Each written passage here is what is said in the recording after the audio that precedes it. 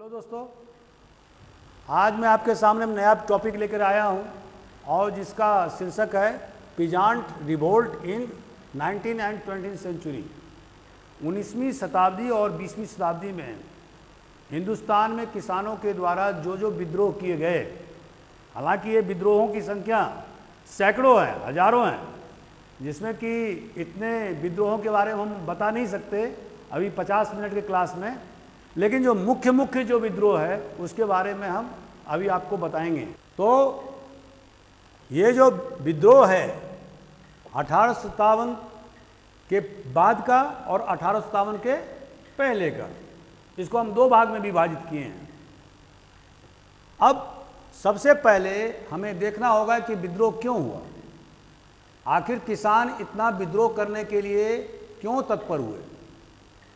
और जैसा कि दोस्तों आप जानते हैं कि हिंदुस्तान में अंग्रेज़ों के हुकूमत आने के बाद लगातार विद्रोह होते रहे हैं। इसके बारे में हम पहले भी एक वीडियो बना चुके हैं, आप ज़रूर देखिए उसको। 1857 के रिवोल्ट जो हुआ था उसके पहले बहुत सारे रिवोल्ट हुए थे, और चूंकि 1857 के क्रांति या रिवोल्ट बहुत व्यापक पैमाने पर हुआ था, बाकी जो रिवोल्ट हुए थे वो लोकलाइज था। उसी तरह से किसानों ने भी अंग्रेज सरकार, पहले ईस्ट इंडिया कंपनी और उसके बाद में ब्रिटिश सरकार के खिलाफ जबरदस्त संघर्ष किया। तो आइए चलते हैं कि पहले रीजन क्या था, उनके इस प्रकार के जो विद्रोह हुए उसके पीछे लॉजिक क्या था, कारण क्या था। तो सबसे पहला कारण, जैसे मैंने आपको पहले के वीडियो में बताया था कि अंग्रेजों ने 1757 में पलासी के युद्ध में उनकी जीत होने के बाद में ईस्ट इंडिया कंपनी एक टेरिटोरियल कंपनी हो गई, और उसने यहाँ पर बंगाल प्रांत में, जो उस समय में बिहार, बंगाल, उड़ीसा और आज का जो बांग्लादेश है जिसको ईस्ट बंगाल बोला जाता था, जो असम, ये इतना बड़ा प्रांत था बंगाल प्रांत, जिसमें कि इतने एरिया आते थे। तो यहां पर उन्होंने 1793 ईस्वी में तो अस्थाई बंदोबस्त किया। उसके पहले 1757 से लेकर के 1765 तक उन्होंने पूरी तरह से लूट खसोट मचाया, जिसको कि द्वैध शासन कहते हैं, जिसमें कि निजामत का भी अधिकार उन्होंने ले लिया, माने पुलिस और प्रशासन और जुडिशरी काम, और दीवानी का काम उन्होंने भी प्राप्त कर लिया। लेकिन उन्होंने अपने पास में कोई रिस्पॉन्सिबिलिटी नहीं रखा, कोई जवाबदेही नहीं थी। उनके इंडियन एजेंट्स थे, जैसे कि निजामत के लिए उन्होंने रेजा खान को नायब सूबेदार बनाया था, और राजा सिताव राय को उन्होंने बिहार और उड़ीसा का सूबा दीवानी वसूलने के लिए दिया था। और दीवानी का कार्य भी रेजा खान को बंगाल प्रांत में रेवेन्यू कलेक्शन के लिए दिया गया था। तो इस तरह से लॉर्ड क्लाइव ने द्वैध प्रशासन की व्यवस्था किया, डायआर्की, जिसमें कि रिस्पॉन्सिबिलिटी हिंदुस्तानी पर था और सारे पावर अंग्रेजों के पास थे। और इसके अलावा उन्होंने लूट खसोट मचा रखा, और 1757 से लेकर 1765 तक ये पीरियड बंगाल के इतिहास में एक काला अध्याय है। उसके बाद में 1765 से लेकर के 1772 तक ये द्वैध प्रशासन चला, जो लॉर्ड क्लाइव ने इंट्रोड्यूस किया था, और इसने बंगाल की आर्थिक व्यवस्था को तोड़ के रख दिया। जो बंगाल प्रांत मुगल साम्राज्य के समय में सबसे ज़्यादा रेवेन्यू अर्निंग या टैक्स देने वाला प्रांत था, वो जमींदोज हो गया। और इसी के कारण पहला जो क्रांति हुआ वो था सन्यासी रिवोल्ट। जो 1770 से लेकर 1782 तक चला। और ये सन्यासी विद्रोह पूर्वी बंगाल में शुरू हुआ था और इसका मकसद ये था अंग्रेजों को यहां से भगाना। जो जमींदार किसानों पर अत्याचार करते थे, परेशान करते थे, अधिक लगान वसूली करते थे, उनको जमीन से बेदखल कर देते थे। क्योंकि आपको दोस्तों मालूम होगा कि शुरू में अंग्रेजों ने इजारेदारी सिस्टम शुरू किया था। इसका मतलब क्या हुआ? जैसे कि मैंने पहले की वीडियो में बताया था कि इजारेदारी सिस्टम में जो सबसे ज़्यादा लैंड रिवेन्यू देगा और नीलामी बोलेगा, उसको ईस्ट इंडिया कंपनी की सरकार उसको लैंड रिवेन्यू वसूलने का पावर दे देता था। और इस कारण से जो रेवेन्यू फार्मर थे, जो बाद में धीरे धीरे जमींदार बन गए, उन्होंने किसानों पर कहर बरपा दिया। तो किसानों ने, जिसको कि सन्यासी रिवोल्ट कहते हैं, उन्होंने जमींदारों के खिलाफ में कड़ा संघर्ष किया और ये विद्रोह करीब 12 साल तक चलता रहा। और बाद में इसको अंग्रेजों ने बहुत सख्ती से दबा दिया। इसके बाद में जो दूसरा जो रिवोल्ट शुरू हुआ वो हुआ नरकल बेरिया। 1782 से लेकर 1831 तक ये चला। ये भी जो टीटू मीर के नेतृत्व में ये बंगाल प्रांत में ही शुरू हुआ था। और जिसका मकसद ये था कि जिस तरह से अंग्रेज और उसके पिट्ठू जमींदार किसानों से ज़्यादा लगान वसूलते थे, उनको समय पर अगर लगान किसान द्वारा नहीं दिया जाता था तो उनके ज़मीन को बेदखल कर दिया जाता था। किसान मनी लेंडर माने सूदखोरों के चंगुल में फंस जाता था और बाद में किसानों के द्वारा लोन चुकता नहीं करने पर उनका जो मॉर्गेज लैंड था उसको वो मनी लेंडर अपने में माने उसका जमीन हड़प लेता था। तो इससे व्यथित होकर के नारकल बेरिया का विद्रोह हुआ जो 1782 से लेकर 1831 तक चला। इसके बाद में पागलपंथी एक ग्रुप जो मेमन सिंह डिस्ट्रिक्ट में, जो आजकल ईस्ट बंगाल में है, जिसको बांग्लादेश बोलते हैं, और यहाँ पर करम शाह और उसके पुत्र टीपू, इसके द्वारा आंदोलन चलाए गए। और इसका भी मकसद वही था। खास करके आपको मालूम होना चाहिए कि ईस्ट बंगाल में, मैंने पूर्वी बंगाल में जो एग्रेरियन स्ट्रक्चर था वो ये था कि हिंदू जमींदार थे और मुसलमान रैयत थी। ये जो एग्रेरियन स्ट्रक्चर था वो कभी कभी कॉम्युनल ओवरटोन इसमें हो जाता, सांप्रदायिकता का रंग लेता था ये आंदोलन। क्योंकि जो उस समय के जो किसान थे वो कॉलोनियल स्ट्रक्चर को नहीं समझ पा रहे थे। जो हिंदुस्तान में ईस्ट इंडिया कंपनी ने जो उपनिवेशवाद शुरू किया था, जिसमें कि उनके जो दलाल थे वो जमींदार, मनी लेंडर और कॉन्ट्रैक्टर, ये सारे जो लोग उनके एजेंट थे, जो उनको साम्राज्यवादी हित को मदद कर रहे थे। तो किसान ये बात समझ नहीं पा रहा था कि जो उसका टारगेट है वो क्या है, ईस्ट इंडिया कंपनी है या जमींदार है। तो उनको लगता था कि चूंकि नियरेस्ट टारगेट उनका था सूदखोर मनी लेंडर और जमींदार, हिंदू जमींदार और कॉन्ट्रैक्टर, तो गुस्सा जो उनका निकलता था वो इन लोकल एजेंटों के खिलाफ निकलता था। और चूंकि एग्रेरियन रिलेशन जो बंगाल में, खास करके पूर्वी बंगाल में इस तरह का था कि अधिकांश जो जमींदार थे वो हिंदू थे और जो टेनेंट्स थे, जो किसान थे या शेयर क्रॉपर थे, जो बटाईदार थे, वो मुसलमान थे। तो जिसके कारण से कभी कभी ये स्थिति उत्पन्न होती थी कि जो किसानों का आंदोलन उस पीरियड में सांप्रदायिकता का रंग ले लेता था। इसके बाद में दोस्तों फैराजी मूवमेंट शुरू हुआ।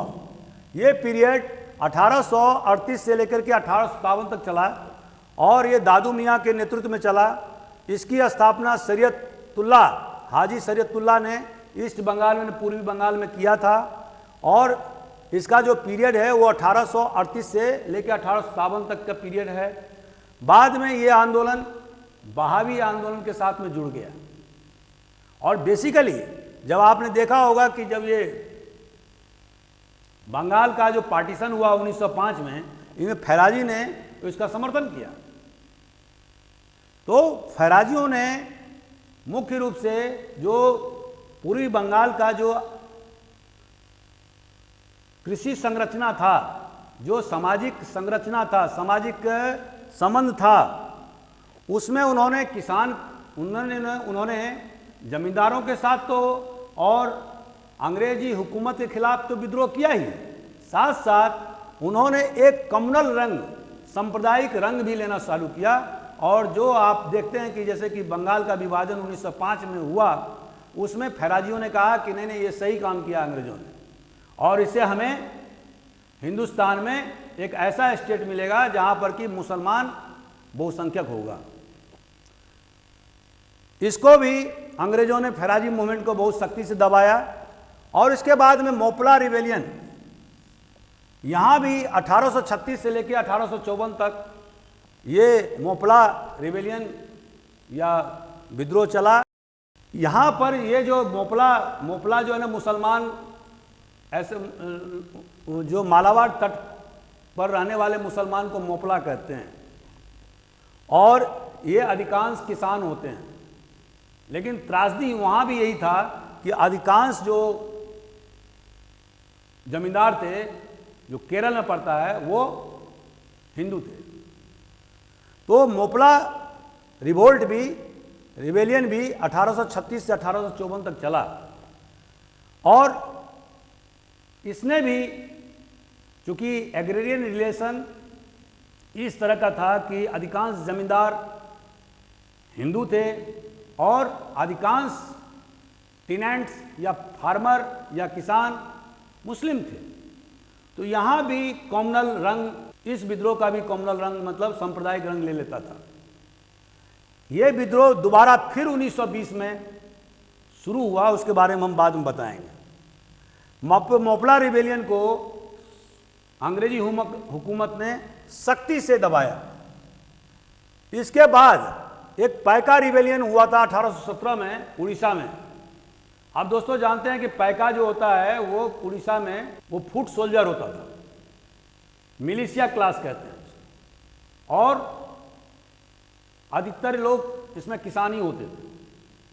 इनको सैलरी के बदले में लैंड फ्री, मैंने रेवेन्यू फ्री लैंड मिलता था।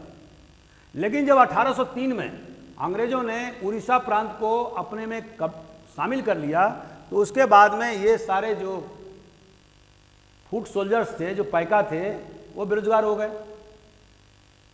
और जो उनको सैलरी के बदले में रेवेन्यू फ्री लैंड मिलता था, वो भी समाप्त हो गया।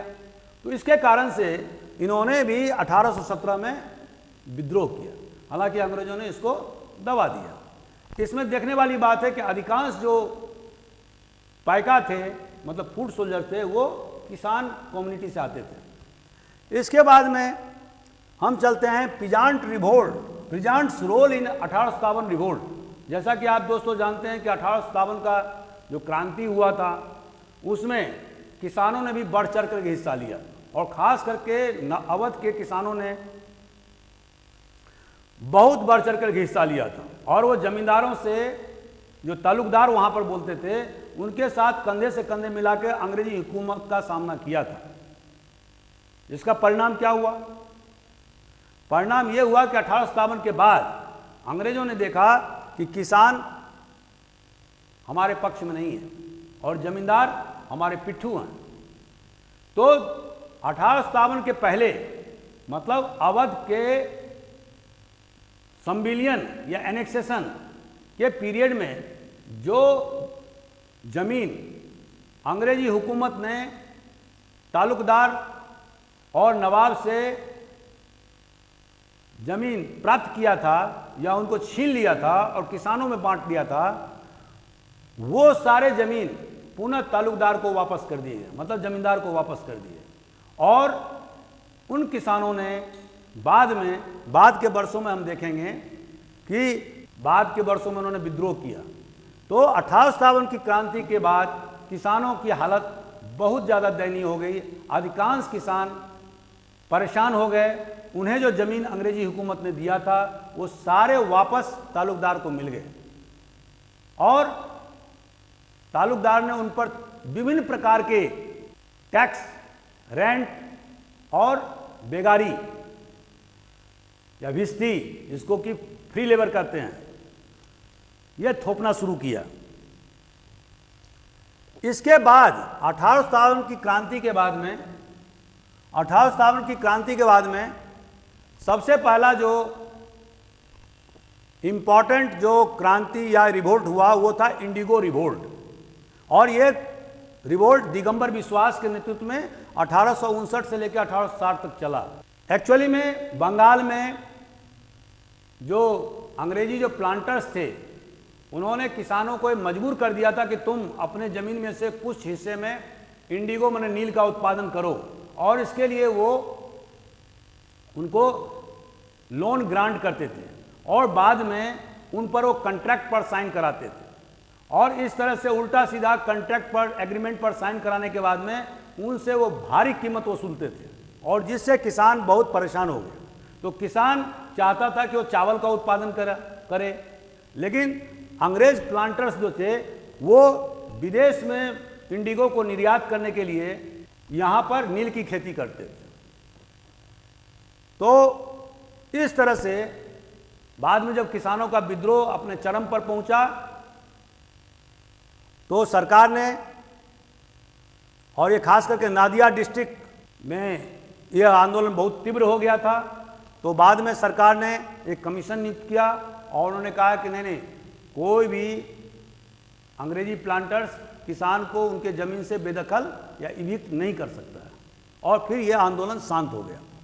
दूसरा जो विद्रोह हुआ था वो था पवना। पवना जो है पूर्वी बंगाल में एक जिला था और यहाँ पर यूसुफ शाही परगना में किसानों का बहुत ज़बरदस्त आंदोलन हुआ और यह आंदोलन पूरे बंगाल प्रांत में धीरे धीरे फैल गया।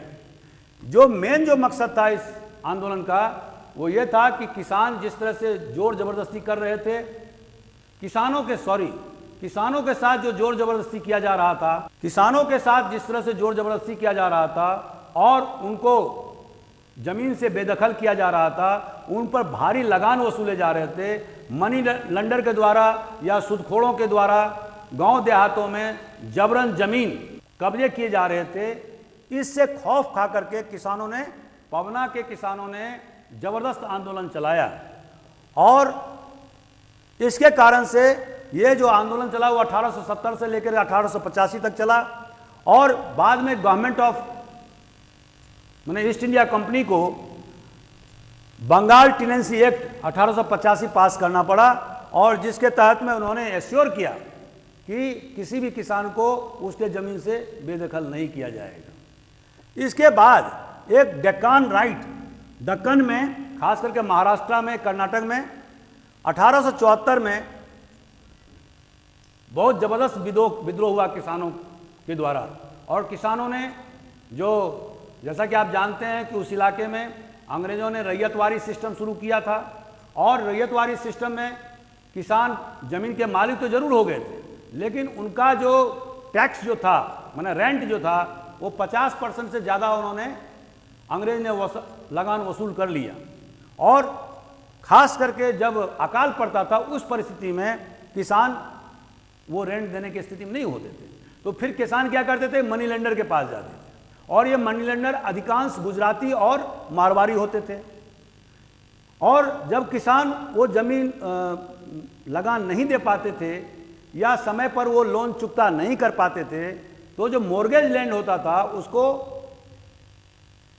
वो अपने कब्जे में ले लेते थे। इससे भारी असंतोष उत्पन्न हुआ और किसान दक्कन के किसानों ने, खास करके महाराष्ट्र और कर्नाटक के किसानों ने उनका सोशल बाइकाट करना शुरू कर दिया। सामाजिक बहिष्कार, नाई, मोची, धोबी कोई भी उनके पास नहीं जाएगा, अगर जाएगा तो उनको भी सामाजिक बहिष्कार कर दिया गया था। तो इस कारण से जो सरकार को मजबूर होना पड़ा और उसने डेक्कन एग्रीकल्चरिस्ट रिलीफ एक्ट 1879 में पास किया और इसके बाद में यह आंदोलन समाप्त हो गया। इसके बाद में यूनाइटेड प्रोविंस किसान सभा 1918 में स्थापित किया गया। 1920 में अवध किसान सभा की स्थापना हुई और इनने जबरदस्त आंदोलन बाबा रामचंद्र देव के अध्यक्षता में शुरू किया। खुद जवाहरलाल नेहरू को बुलाया गया, जो किसानों की समस्या से उन्हें रूबरू कराया गया और इन किसानों ने पूरे अवध प्रांत में जगह जगह उन्होंने नो रेंट नो रेवेन्यू का आंदोलन चलाया और इस तरह आंदोलन से सरकार चौकन्नी हो गई और उसने अवध रेंट एक्ट पास किया। जैसा कि आप दोस्तों जानते हैं कि अवध और आगरा के इलाके में अंग्रेजों ने महलवारी सिस्टम लागू किया था रेवेन्यू सेटलमेंट के मामले में और इसमें सबसे बड़ी बात यह थी कि अंग्रेज 60% तक रेवेन्यू वसूल करते थे किसानों से और इस तरह से किसानों की कमर टूट गई थी। अवध के किसान बहुत परेशान हो गए थे और जमींदार, जो वहाँ पर तालुकदार बोला जाता था, वो भी उनके साथ में बहुत बुरा बर्ताव करता था। उनके साथ में उन्हें फ्री लेबर करने के लिए, माने जिसको भिस्ती कहा जाता है, मुफ्त में काम करने के लिए उनको बेगारी, जिसको हिंदी में बोला जाता है, बेगारी करने के लिए मजबूर किया जाता था। इससे किसान बहुत ज़्यादा आहत हुए और उनके ज़मीन भी धीरे धीरे सूदखोरों के पास पहुंच गए और बहुत सारे किसान टेनेंट्स एट विल हो गए, शेयर क्रॉपर हो गए, माने बटाईदार हो गए। उन्हें कभी भी उनके ज़मीन से बेदखल किया जा सकता था। तो ऐसी परिस्थिति में जो 1920 में जो अवध किसान सभा का गठन हुआ और उसके पहले 1918 में संयुक्त प्रांत किसान सभा का जो गठन हुआ, इन्हें जोरदार आंदोलन चलाया और इसके कारण से अवध रेंट एक्ट पास करना पड़ा अंग्रेज सरकार को। इसके बाद में यूपी में ही एका मूवमेंट शुरू किया गया और ये 1921 में 1921 में शुरू हुआ। इसका जो मुख्य क्षेत्र था वो हरदोई, बरेच और सीतापुर क्षेत्र था। यहाँ के किसानों ने मदारी पासी के नेतृत्व में और लोक क्लासेस, जो निम्न वर्गीय जो जनता थी, उनके नेतृत्व में एक पीपुल्स मूवमेंट शुरू किया, आम जनता का मूवमेंट। और जैसे कि इस शब्द का ही माने एका मूवमेंट, माने सब लोग मिल करके एक यूनिटी, एक एकता के साथ में काम करें। और इसका जो बेसिक पर्पस था वो ये था कि जो टैक्स गवर्नमेंट के द्वारा फिक्स किए गए हैं उतना ही टैक्स उन्हें देना है, उससे ज़्यादा नहीं देना है। जो ग्राम पंचायत है वहाँ पर सारे विवादों को हल करना है और कोशिश ये करना है कि आपस में सुलह मशविरा करके मामले को निपटाया जाए। आपसी बैरभाव को खत्म करना है, क्योंकि उन्हें समझ में आ गया था कि अंग्रेज सरकार और इधर तालुकदार दोनों उनके जान के दुश्मन हैं। तो अगर उनमें फूट पड़ेगी तो फिर इसका फायदा तालुकदार उठाएंगे, अंग्रेज सरकार उठाएंगे। और जो सबसे इंपॉर्टेंट पॉइंट था कि जो कानून के माध्यम से फंड इकट्ठा करके और केस लड़ा जाए और अगर कहीं किसी तालुकदार ने किसी प्रकार का कोई अन्याय किया है तो इस एका मूवमेंट भी बाद में इस पर जबरदस्त प्रहार अंग्रेजों ने किया, वहाँ के तालुकदार ने किया और 1921 में ये आंदोलन समाप्त हो गया। इसके बाद दोस्तों जो सबसे इम्पोर्टेंट जो विद्रोह हुआ वो था मोपला का। ये विद्रोह 1920 में हुआ और इन्हें जो मोपला विद्रोह जो मैंने पहले कहा था वही मोपला विद्रोह बाद में मपिला रिवोल्ट 1920 में शुरू हुआ और यहाँ के किसानों ने, रियतों ने जमींदारों के खिलाफ में, हिंदू जागीरदारों और जमींदारों के खिलाफ में जबरदस्त संघर्ष मचाया, क्योंकि उनके जमीन कब्जे किए जा रहे थे, वो सूदखोरों के जबरदस्त चंगुल में फंस गए थे। और चूंकि जिस तरह से बंगाल में, जो ईस्ट बंगाल में जो लैंड रिलेशन था, उसमें अधिकांश हिंदू जमींदार थे और अधिकांश मुस्लिम किसान थे या टेनेंट्स थे, उसी तरह से मालाबार कोस्ट में अधिकांश मुसलमान रैयत थे, किसान थे, और जो अधिकांश जमींदार हिंदू थे। और इसी कारण से शुरू में ये आंदोलन जो गांधी जी ने शुरू किया था 1920 में, खिलाफत आंदोलन, और उसके बाद में नॉन कोऑपरेशन मूवमेंट, यह आंदोलन उसमें शामिल हो गया। जो मापिला रिवोल्ट है उसको हिंदुस्तान के राष्ट्रवादी नेताओं ने पूरी तरह से समर्थन दिया, लेकिन दुख की बात है कि बाद में 1921 में आते आते यह आंदोलन सांप्रदायिक हो गया, और जिसके कारण से बहुत सारे नेता, जब चूंकि कांग्रेस के बहुत सारे नेता जब जेल चले गए, तो उसके बाद में यह आंदोलन बिखर गया, और चूंकि सांप्रदायिक हो गया तो इसीलिए राष्ट्रवादी नेताओं ने भी इससे किनारा कसी कर लिया। तो धीरे धीरे आंदोलन खत्म हो गया और इसे सख्ती से अंग्रेजी सरकार ने उसे दबा दिया। इसके बाद में 1928 में बारदोली सत्याग्रह सरदार वल्लभ भाई पटेल के नेतृत्व में शुरू हुआ। गांधी जी ने इस आंदोलन को जबरदस्त समर्थन दिया, और चूंकि ये बारदोली जो क्षेत्र पड़ता है वो सूरत डिस्ट्रिक्ट का एक तालुका है गुजरात में, और यहाँ पर अंग्रेजों ने 30% टैक्स में 30% की वृद्धि कर दिया था, और इसी के खिलाफ में बारदोली सत्याग्रह शुरू किया गया था वल्लभ भाई पटेल के द्वारा, जो बाद में भारत के गृह मंत्री और उप प्रधानमंत्री बने। और इस बारदोली सत्याग्रह में जगह जगह पिकेट्स लगाए, no rent to the government का अभियान शुरू किया गया। तो जिसका परिणाम यह हुआ कि बाद में गवर्नमेंट को एक कमीशन नियुक्त करना पड़ा, एक फैक्ट फाइंडिंग कमीशन नियुक्त करना पड़ा, और फिर गवर्नमेंट ने 30% ना कर करके 6% मात्र टैक्स बढ़ाया। और इस तरह से इस बारदोली सत्याग्रह के द्वारा वल्लभ भाई, और यहीं पर महिलाओं के द्वारा उन्हें सरदार की उपाधि भी दी गई थी, तो उनकी जो लीडरशिप है वो पूरे गुजरात में स्थापित हो गई, और ये आंदोलन बहुत सक्सेसफुल रहा। इसके बाद में 1936 में ऑल इंडिया किसान सभा का गठन लखनऊ में किया गया, और इसमें स्वामी सहजानंद सरस्वती इसके मुख्य थे। और इस ऑल इंडिया किसान सभा ने यूपी और बिहार में जबरदस्त अभियान चलाया और किसानों को प्रेरित किया कि वो जमींदारों को टैक्स नहीं दे, नो टैक्स। और जमींदारों को भी उन्होंने कहा कि आप गवर्नमेंट को रेवेन्यू नहीं दें। हालांकि जमींदार उनकी बात को नहीं माना, लेकिन किसानों पर इसका जबरदस्त असर पड़ा।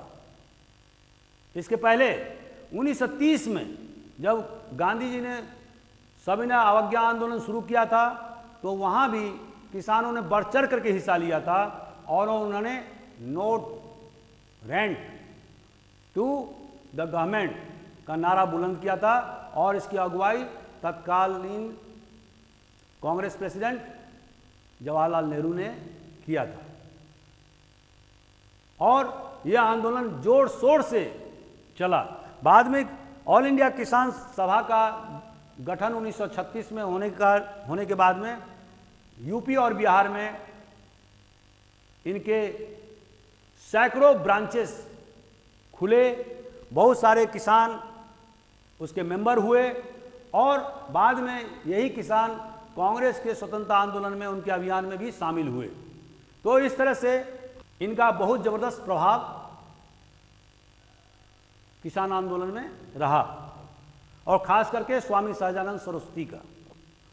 इसके बाद में जैसा कि मैंने बताया कि ये किसान आंदोलन 1930 के बाद में केरल, बिहार, एमपी, मैंने आंध्र प्रदेश और पंजाब में फैल गया और जगह जगह किसान सभा संस्था का निर्माण हुआ। किसानों ने आंदोलन किया और वो राष्ट्रवादी तत्वों को समर्थक रहे और राष्ट्रवादी नेताओं ने भी उन्हें बढ़ चढ़ करके अपना नैतिक समर्थन दिया और जिसके कारण से एक मास मोबिलाइजेशन हो पाया। इसके बाद में 1946 में एक तेभागा आंदोलन बंगाल में शुरू हुआ। जैसा कि इसके शब्द से मालूम पड़ता है, तेभागा मतलब 2/3। अब इस आंदोलन की जो विशेषता थी, जैसे कि आप जानते हैं कि जब जमीन बटाई पर दिया जाता है तो उसमें जो लैंड ऑनर होता है उसको आधा दिया जाता है और जो जमीन जोतता है उसको आधा दिया जाता है। अभी भी हिंदुस्तान में ये नियम प्रचलित है। लेकिन इन आंदोलन के जो सक्रिय कार्यकर्ता थे उन्होंने कहा कि नहीं, हम आधा नहीं, हम 2/3 लेंगे। और ये जो इनको बोलते थे अधियार और यार या बरगदार्स, इनका 2 पॉइंट था। पहला कि जो हम अगर जमीन जोतते हैं, ये they were basically the tillers of land. तो उन्होंने कहा कि अगर हम जमीन जोतते हैं तो हमें 2/3 भाग मिलना चाहिए और जो जमीन का स्वामी है उसे 1/3 भाग मिलना चाहिए। और इनका एक नारा और भी था कि जो हम फसल ले जाते हैं वो जमीन के स्वामी के खलिहान में न ले जाकर के मैं अपने खलिहान में ले जाऊं और उसके बाद में उस फसल का 1/3 भाग हम जमीन स्वामी को देंगे और 2/3 भाग हम लोग अपने पास रखेंगे। तो इस तरह से उन्होंने यह आंदोलन बहुत जबरदस्त जोड़ पकड़ा। इसके बाद जो सबसे महत्वपूर्ण जो आंदोलन हुआ तेलंगाना मूवमेंट आंध्र प्रदेश में 1946 में। और जैसे कि दोस्तों आप जानते हैं कि हिंदुस्तान का जो प्रिंसली स्टेट हैदराबाद था वो सबसे बड़ा प्रिंसली स्टेट था और वहाँ पर मुस्लिम अल्पसंख्यक जो उर्दू स्पीकिंग थे और जो अधिकांश जनता उनकी थी वो Marathi speaking, Telugu speaking, Hindi speaking. तो इन किसानों पर उनके जो मिलिट्री ट्रूपर्स या जिसको रजाकार बोलते हैं, ये बहुत ज़बरदस्त जुल्म सितम ढाते थे। और ख़ास करके जो इनका जो रेवेन्यू कलेक्टर जो देशमुख जो होता था वो अंग्रेज़ों पर तरह तरह के अत्याचार करता था। और इसी से व्यतीत होकर के तेलंगाना मूवमेंट उस जमाने के हिसाब से करीब 3 करोड़ लोगों को प्रभावित किया। ये सबसे बड़ा आंदोलन था हिंदुस्तान का, जहां पर कि किसानों ने जगह जगह बाजार फूके, जमींदारों के घर में आग लगाया, देशमुख लोगों को हत्या कर डाला, जो किसानों से जबरदस्त वसूली का काम करते थे, जो सूदखोर, जो मनी लेंडर्स किसानों के साथ अत्याचार करते थे, उनके ज़मीन मॉर्गेज करके उनको ज़मीन से बेदखल कर देते थे, उनके खिलाफ सख्ती से किसानों ने व्यवहार किया। बहुत सारे जमींदारों के घर भी जला दिए। तो ये आंदोलन बाद में हिंसक हो गया। जब देश आज़ाद हुआ और उसके बाद में जब हैदराबाद के प्रिंसली स्टेट ने आनाकानी किया और वल्लभ भाई पटेल के बाद ने जब पुलिस एक्शन हैदराबाद में किया और वहाँ उस स्टेट को हिंदुस्तान की सरकार ने अपने में मिलाया, उसके बाद से जो राजाकार का जो अत्याचार था, जो देशमुख का अत्याचार था, जो वहाँ के निजाम शाही का अत्याचार था, उससे यहाँ की जनता को बहुत ज़्यादा राहत पहुँची। तो इस तरह से दोस्तों हम देखते हैं कि हिंदुस्तान में पीजेंट रिवोल्ट, खास करके किसानों का जो विद्रोह है, वो right from the beginning of the establishment of east India company in India शुरू हो गया। और किसान छिटपुट रूप से हमेशा अंग्रेज सरकार के खिलाफ और उनके जो पिट्ठू जमींदार उनके खिलाफ संघर्ष करते रहे। शुरू के समय में जो 1857 के पहले का जो विद्रोह था, जो किसानों के द्वारा जो विद्रोह किया गया था, और खास करके 1900 तक ये जो विद्रोह था वो टोटल लोकलाइज था।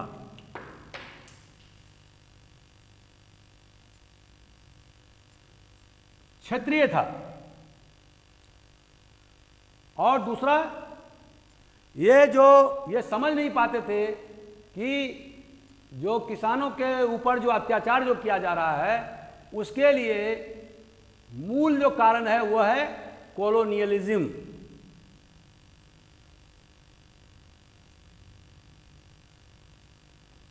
लेकिन जो सामने का टारगेट होता था जमींदार और मनी लेंडर्स या कॉन्ट्रैक्टर्स,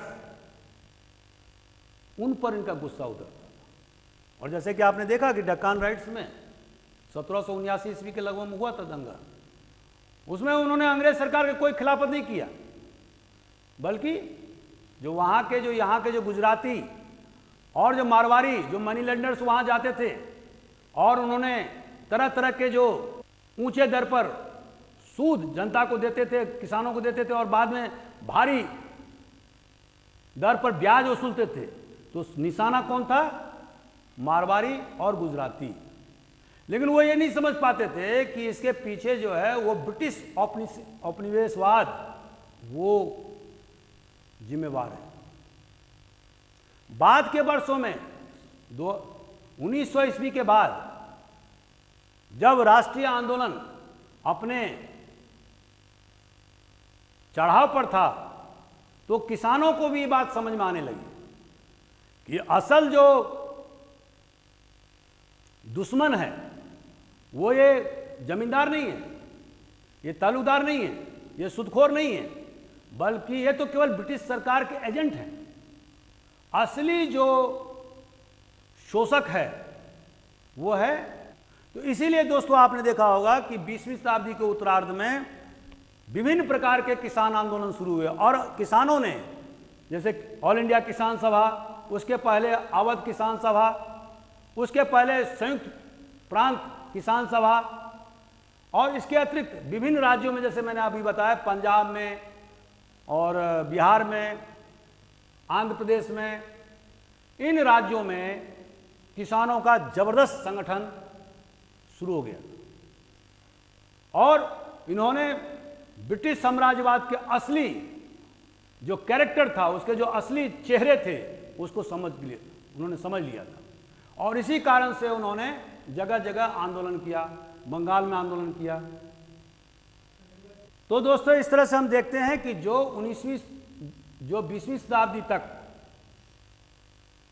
जो किसान आंदोलन लोकलाइज था, मतलब क्षेत्रीय था, जो टारगेट जमींदार, मनी लेंडर्स, कॉन्ट्रैक्टर्स या गवर्नमेंट के एजेंट्स या कोर्ट, पुलिस, ये सारे जो किसानों के दुश्मन थे, और उनका मकसद यही रहता था कि कोर्ट में केस लड़ा जाए।